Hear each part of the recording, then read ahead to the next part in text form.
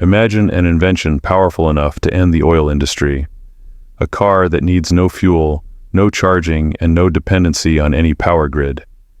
It generates its own energy from the air around it, enough to even power an entire home.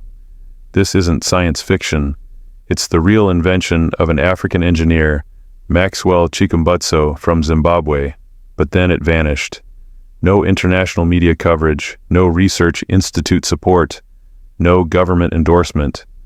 One of Maxwell's closest allies died mysteriously while helping him file a patent in the US. Maxwell himself survived a suspected poisoning attempt. The media branded him a fraud, and the car, something that could disrupt the entire global energy structure, was buried in silence. Why? Because it threatened too much. It shook oil empires. It broke the business model of electric vehicle giants. It required no Chinese lithium. It was everything the world's power structures didn't want to exist, especially when it came from Africa. But just as the world tried to bury it, one man stood up. Captain Ibrahim Traoré, the leader of Burkina Faso, once considered the poorest country on earth, rejected Western aid, expelled foreign troops, and called for a fully sovereign African tech future. Then he made a bold invitation. Bring that car to Burkina Faso. We will protect it. We will build it. No permission needed. Do you believe that Africa has the right to create produce and own its own technologies?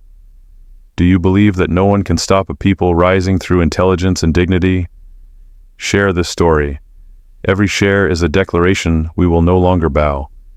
Spread the spirit of Captain Ibrahim Traoré, who dared to say no to oppression and yes to the future. And may God protect us and guide us toward a self-reliant, empowered, and radiant Africa. For a tomorrow where our children can proudly say, technology by Africans for Africans made in Africa. Etui, for decades the global energy landscape has been shaped by one law dependency, oil dependency, grid dependency, lithium dependency. And the countries that don't own the resources, they pay the price. Africa, despite holding over 30% of the world's mineral wealth, remains a mere consumer locked out of high-end innovation, trapped in cycles of extraction and export, until one man decided to break the cycle. Maxwell was not born into privilege. Raised in the densely populated streets of Harare, Zimbabwe, he built his first radio transmitter at the age of 14. By 26, he had already designed an electric-powered generator that needed no external fuel. But what truly stunned the world, at least those who dared to believe, was what came next. In a small lab surrounded by skeptics and silenced Chikumbutso, unveiled Seth, the world's first self-charging electric vehicle. The car was unlike anything seen before. No fuel, no charging port, no battery banks. Just a sleek, lightweight body embedded with a device that converted ambient radio frequencies into continuous electrical energy. The car reportedly powered itself indefinitely, reaching speeds of 220 kilometers per hour while delivering enough energy to light up an entire home. It was in essence the death blow to oil, lithium, and fossil-fueled greed. The announcement caused ripples on fringe science forums, YouTube channels, and underground tech groups, but mainstream media silent, government officials absent, corporate interest non-existent. Instead, the backlash came like a storm cloaked in shadows. Within weeks of his public demo in the United States, Chikumbutso's close associate tasked with helping him file an international patent was found dead. No investigation, no follow-up, just silence. Chikumbutso himself became violently ill after a shared meal, an incident his inner circle believes was a failed assassination attempt. He returned to Zimbabwe disillusioned and isolated. Suddenly, all his interviews were flagged. All his social media links throttled. His invention, one that could have redefined modern civilization, was smeared as a hoax, a fraud, a delusion. But those close to the technology knew the truth. It wasn't that the science didn't work, it's that it worked too well. A vehicle that runs on nothing, that would make gas stations obsolete. No more dependency on rare earths. Say goodbye to China's lithium monopoly. No charging stations, Tesla, Rivian, BYD, all rendered redundant in an instant. The oil cartels, the green energy giants, the auto titans, they weren't ready for a world where a barefoot Zimbabwean engineer rewrote the rules. And so, the suppression began. Anonymous emails warned Chikumbutso to stop. Financial backers suddenly withdrew. Scientific journals rejected his research before even reviewing it. In Zimbabwe, he received no support, just cold bureaucracy and unanswered letters. The very country that should have celebrated him chose instead to disappear him. Because his invention wasn't just a car, it was a rebellion, a declaration that Africa no longer had to beg, borrow, or import its future, that the minds of this continent were not second class. That innovation didn't need to be stamped, made in Europe or designed in Silicon Valley to be real, and that perhaps was the most dangerous idea of all. Maxwell Chikumbutso became a ghost. The media ignored him. His videos were demonetized or removed. When he did speak, it was with a hint of fear, as though he knew the forces he'd awakened. One of his final public statements was chilling in its simplicity. "I'm not trying to change the world. I'm just trying to show that Africans can." And perhaps that's exactly why they tried to erase him. Because if one African could, others might follow. And then the monopoly would crack. The global system built on African dependence would begin to fracture. Oil might still flow, lithium might still be mined, but the illusion of technological superiority would be gone. Forever. So Chikumbutso's invention didn't disappear because it failed. It disappeared because it threatened to succeed.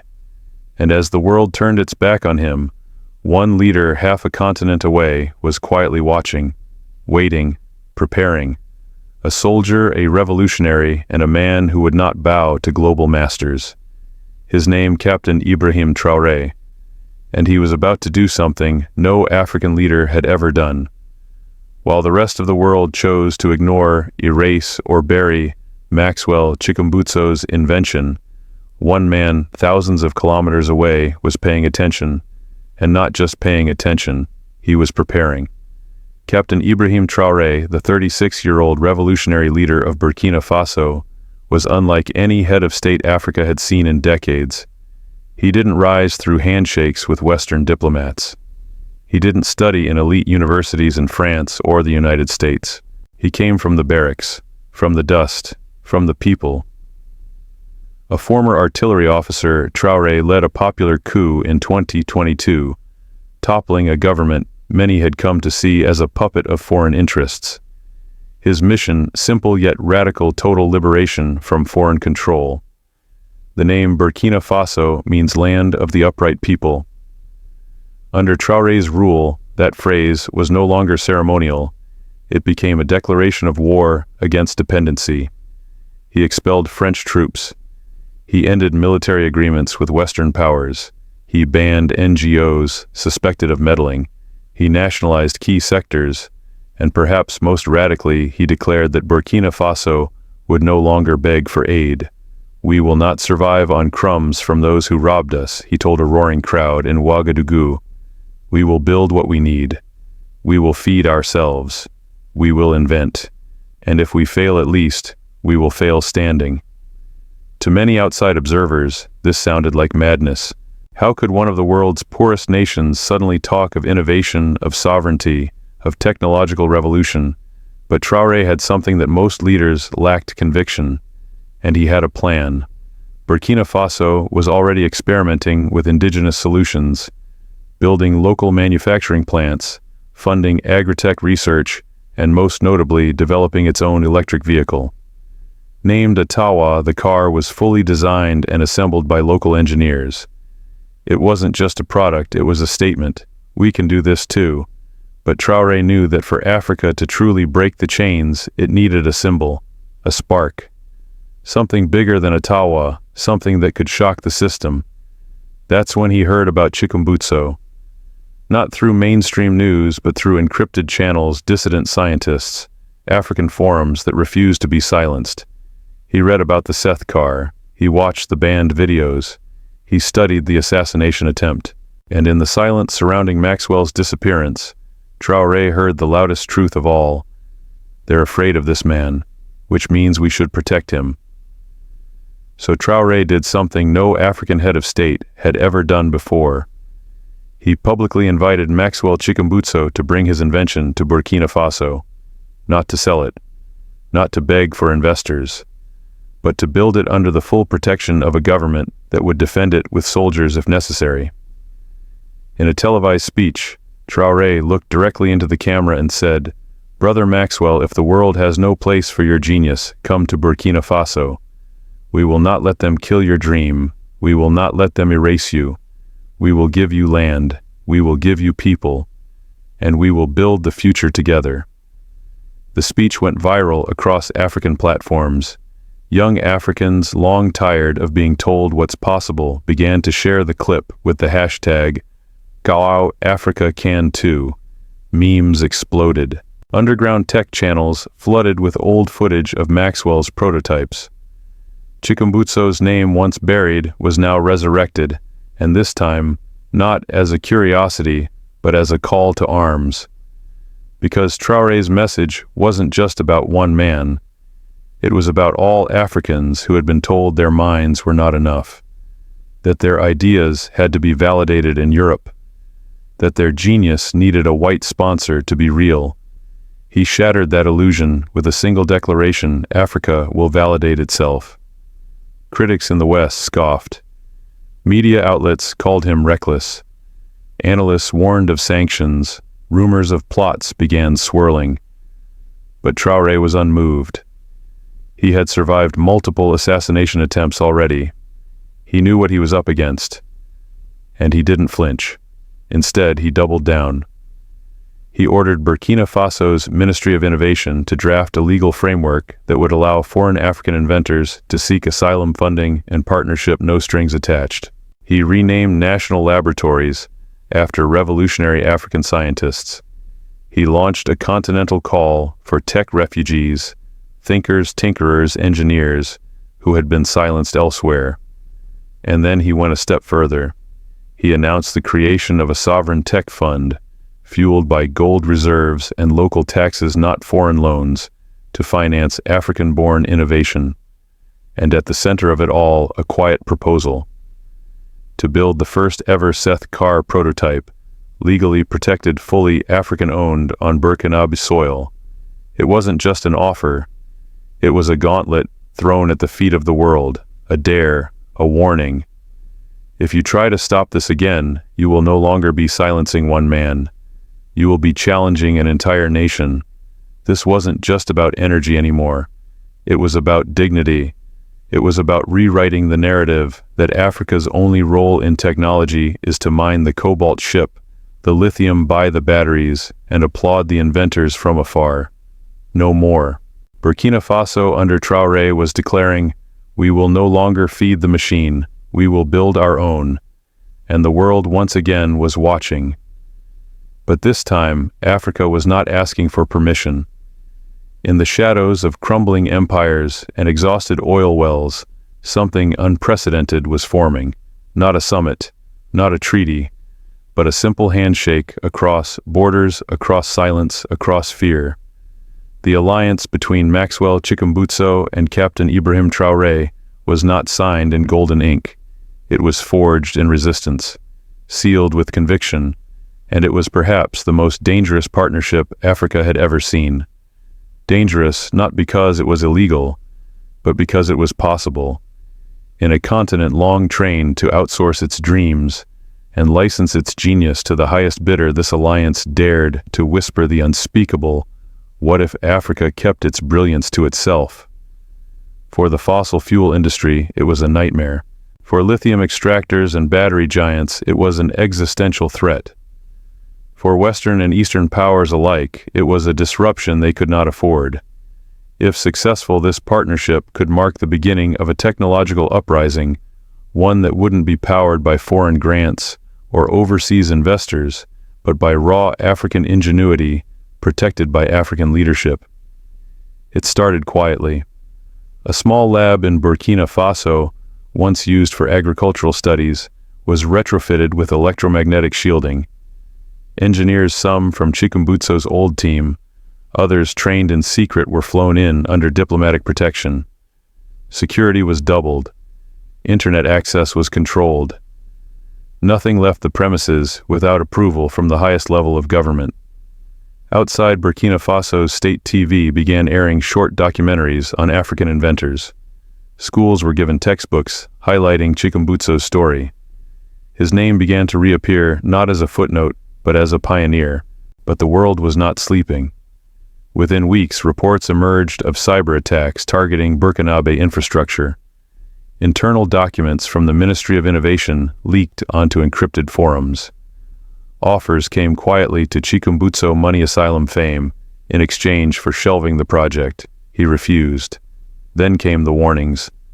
A senior advisor to Traoré was poisoned during a dinner in Togo. Burkina Faso's gold export routes were suddenly disrupted.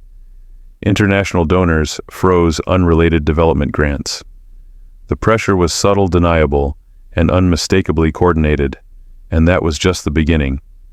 Anonymous media campaigns began circulating stories labeling Chikumbutso a fraud, calling Seth a scam, and accusing Burkina Faso of harboring pseudoscience.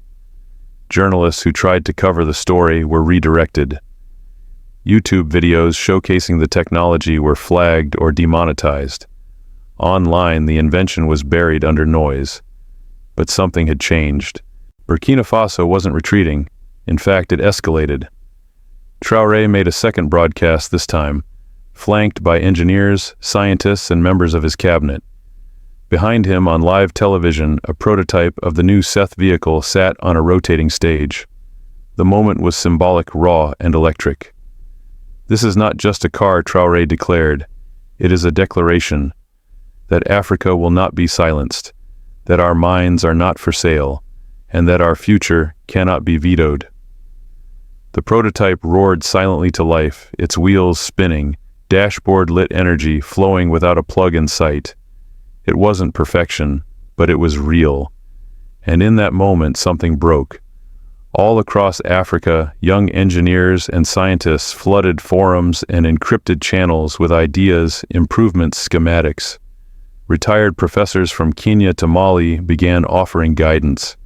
A pan-African digital movement emerged under a new banner, Nars Techno Chains.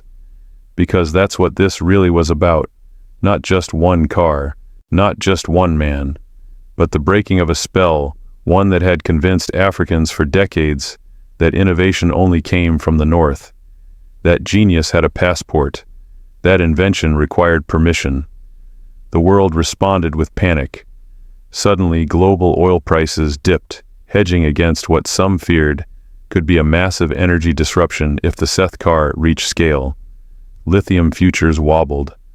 A leaked document from a Western intelligence agency warned of potential destabilization if African nations begin mass adoption of self-sustaining technologies.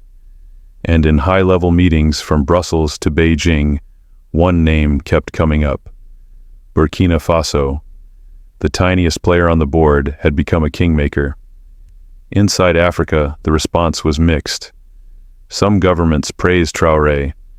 Others, terrified of retaliation, distanced themselves. But the people, the youth, the marginalized, the forgotten, had found their symbol, and they weren't letting go. Meanwhile, the prototype testing continued. Reports suggested the vehicle could already operate continuously for over 72 hours without recharging. A second version was in development, optimized for rural terrains. Plans were drafted for a local factory staffed by Burkinabe workers trained in electromagnetic field applications. A curriculum was created for public universities, and quietly one more thing began. Talks of an African Sovereign Technology Pact, a continental agreement inspired by Traoré's boldness to protect homegrown innovation from foreign suppression. The pact would offer sanctuary funding, legal protection, and most importantly, a platform for African scientists, engineers, and thinkers whose ideas threatened the global status quo. It wasn't signed yet. But the very idea of it was sending shockwaves through boardrooms and embassies worldwide. Because for the first time, Africa was not reacting to the world, it was leading it. Not with war, not with aid, but with innovation. Chikumbutso and Traoré had done something no one expected. They'd turned a car into a cause, a prototype into a protest, an invention into an international incident. And behind closed doors, the world was asking a new kind of question. What if we can't stop them this time? This is not just the story of a car. This is the story of a continent that has been told for centuries what it cannot do. A continent of miners, not makers. Of consumers, not creators. Of borrowers, not builders. A continent whose genius has been extracted, exported, and erased, until all that remained was silence. But not anymore. The alliance between Maxwell Chikumbutso and Captain Ibrahim Traoré shattered that silence. It broke the illusion that African innovation must wait for foreign validation. It declared without apology or hesitation that Africa will no longer ask permission to invent. And that is terrifying to the powers that be. Because if Africa stops asking, if Africa begins building openly, unapologetically and independently, the entire world, order shifts. No more debt diplomacy. No more extraction without ownership. No more applause for foreign aid while African ideas are buried alive. This partnership between an inventor once left for dead and a leader once underestimated became something bigger than itself. It became a mirror, a question, a challenge. What if Africa stops following? What if it starts leading? We've already seen glimpses. In the quiet hum of the Seth prototype, in the determined eyes of Burkinabe engineers, in the whispers of students dreaming not just of escaping the continent, but of changing it, in the courage of a nation that though poor in money is now rich in meaning, and in the shadows the old systems tremble, because they know you can kill a man, you can bury an idea, but you cannot stop a people who believe again, and Africa is starting to believe, not just in one car, not just in one leader, but in itself. And belief once awakened cannot be put back to sleep. The road ahead will not be easy. There will be sabotage. There will be pressure propaganda and pain. Corporations will lobby. Superpowers will interfere. Some African leaders will fold under pressure. Others will betray the cause. But the seed has already been planted, and it is growing. In Nairobi, students are coding AI for energy distribution. In Lagos, engineers are reverse engineering battery systems.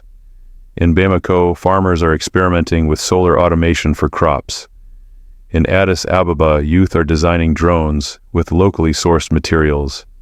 These aren't isolated sparks. They are part of a fire that says, we will no longer be the testing ground. We will be the origin. Chikumbutso's invention may have been the match, but Traoré's courage was the fuel. Together they lit something the world is still struggling to contain. And maybe that's the real lesson here. That the greatest threat to the old world isn't war or rebellion. It's a continent daring to believe it can define its own destiny. So what comes next? That depends on you. Because this story doesn't end here. It begins with the next voice that refuses to be silenced. The next young inventor who refuses to sell their dream for a plane ticket. The next leader who dares to choose sovereignty over safety. It begins with a continent that stops exporting its genius and starts defending it.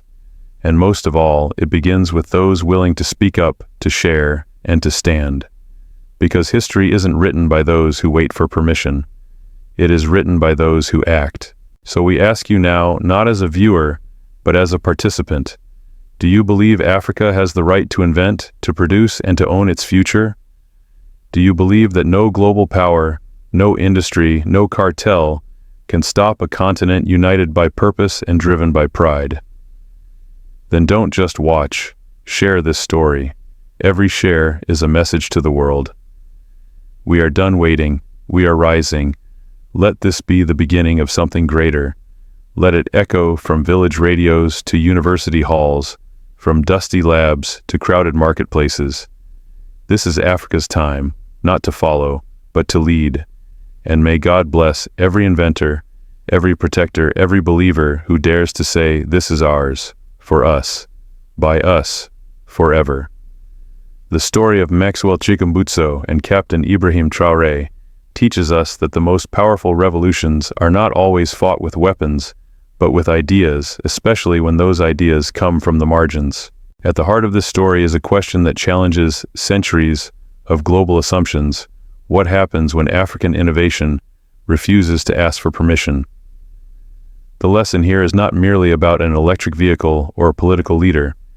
It is about reclaiming the right to imagine, invent, and lead on African terms. For too long, Africa has been conditioned to see itself as a continent of raw materials, not finished products.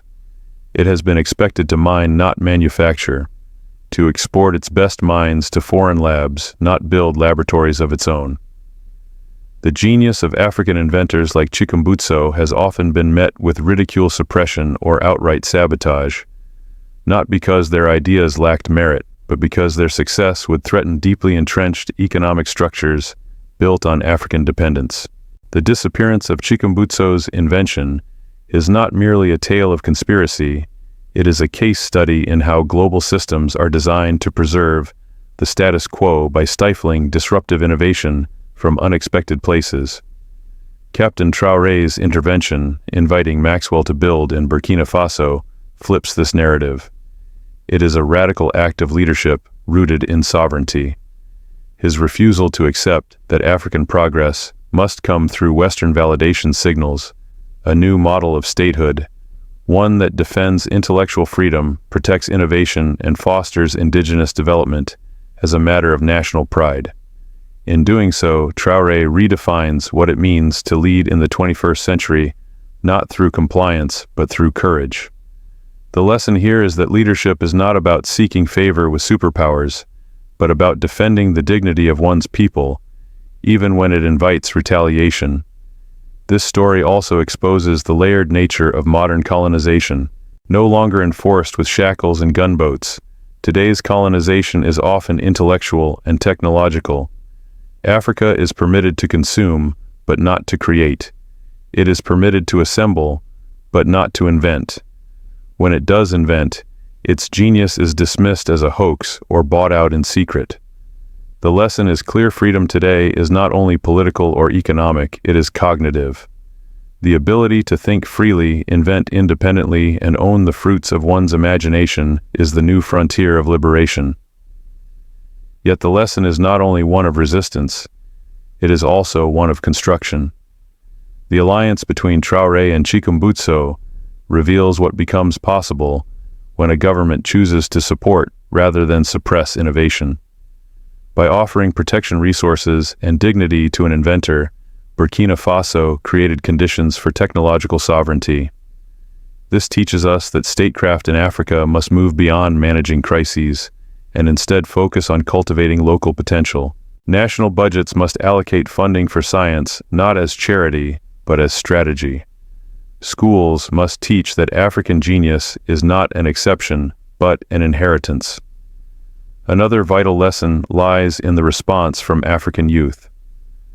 The viral spread of Traoré's invitation, the resurgence of Chikumbutso's name, and the emergence of hashtags like techno-chains all point to a rising generation that refuses to inherit inferiority. This youth is not waiting for development, they are building it. The story reminds us that inspiration is contagious, and when one country dares to believe, others begin to question their own silence. That belief is the most dangerous force in the world, because it cannot be bought, silenced, or invaded. It spreads quietly, but irreversibly. Moreover, the suppression tactics used against Chikumbutso, media erasure, digital censorship, financial isolation, and even physical harm, demonstrate the extent to which innovation can be politicized. We learn that technological advancement is never neutral. When it comes from places the world expects to be silent, it is treated as a threat. The lesson for African innovators is to remain vigilant and to build networks of support that can withstand this kind of sabotage. Protection must not only be legal or financial, it must be cultural. Africa must learn to celebrate its own breakthroughs loudly and unapologetically. The global reaction market tremors, intelligence reports, and media deflections reveals how tightly the current world order is bound to African compliance.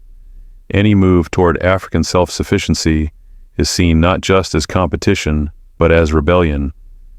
This teaches us that African innovation will not be integrated gently into global systems. It must be defended. It must be backed by national institutions taught in public schools and celebrated in public discourse. Until Africa sees itself as a continent of builders, the world will continue to see it only as a continent of buyers. Lastly, this story reaffirms a truth that is often obscured in global narratives. Africa's wealth is not only in its minerals, but in its mines.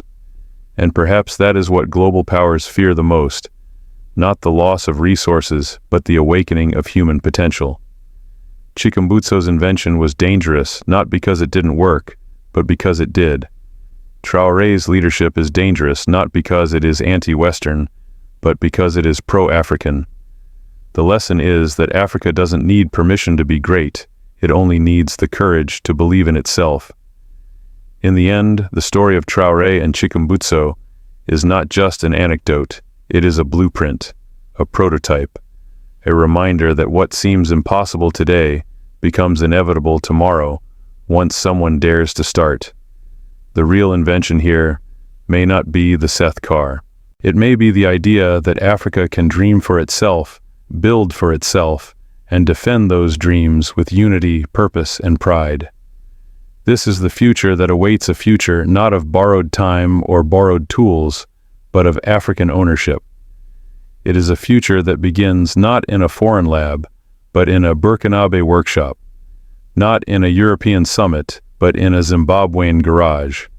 And most of all, it begins in the minds of those who refuse to let the world define what Africa can or cannot do. That is the most important lesson of all. One viewer commented that this was the first time in their life they felt truly proud to be African. They said the story of Maxwell Chikumbutso, once forgotten, resurrected by the courage of Traoré, restored something that generations had lost faith in African capability. Watching the prototype of the Seth vehicle turn on live TV felt to them like a spiritual moment, proof that God had not forgotten the continent. Another viewer wrote that they cried while watching Traoré's speech. It wasn't just what he said, it was how he said it. With conviction, with clarity, and without apology. The viewer described it as a moment when dignity returned to African leadership, when a president didn't plead with the world, but challenged it. They expressed hope that more leaders across Africa would follow his example, not just in words, but in action. Several viewers shared personal reflections about growing up being told that Africa would always be behind. One woman from Nairobi said she used to hide her ambitions of becoming an inventor because people around her thought it was too Western. After seeing this story, she felt vindicated. They laughed at us for dreaming, she wrote, but now the world is afraid of our dreams. There were also comments from diaspora Africans who felt an emotional pull back to the continent. A software engineer in Canada wrote that he was considering moving to Burkina Faso to volunteer his skills. I left because there were no opportunities, he admitted, but if leaders like Traoré exist, maybe it's time to come back and help build what we once thought impossible. A student in Ghana commented on how their entire classroom watched the Seth prototype reveal together. He said that for the first time, the room was filled with hope instead of frustration. Instead of talking about leaving Africa, they were talking about transforming it. He thanked both Chikumbutso and Traoré for giving young people a new kind of hero, not one in a movie, but one in real life. From across the continent, messages poured in, expressing anger toward how the world treated African genius. Many viewers were outraged at the suppression of Chikumbutso's work. One viewer from Uganda asked, "How many more African inventions have been buried before they could bloom?" He argued that this wasn't just about one car. It was about centuries of erased brilliance. But this time, he added, they failed to bury the flame. A teacher from Malawi said she planned to redesign her science curriculum after reading about Chikumbutso. She wanted her students to learn about African inventors, not just Einstein and Newton. Our children need to see that genius can have skin like theirs, she explained. They need to know that innovation doesn't come only from the West. There were also strong reactions to the coordinated attacks on Burkina Faso. One viewer from Senegal pointed out the hypocrisy. When Africa follows, the world applauds, but when Africa leads, they panic. He said the poisoning cyber attacks and defunding campaigns were proof that what Traoré was doing was real and dangerous to the global status quo. A powerful comment came from an elderly viewer in Ethiopia who recalled the days of anti-colonial struggles. He said this story reminded him of the 1960s when African nations believed in their destiny. But we lost that belief somewhere along the way, he reflected. Now I see it returning, and I will die a happy man, knowing our youth are waking up. Many viewers also turned their comments into calls for action. One woman in Côte d'Ivoire urged African universities to offer Maxwell an honorary doctorate. Another viewer from Tanzania proposed creating a continental tech defense alliance to protect inventors from sabotage. If they can kill one idea, he wrote, they will try to kill others. We need to build shields.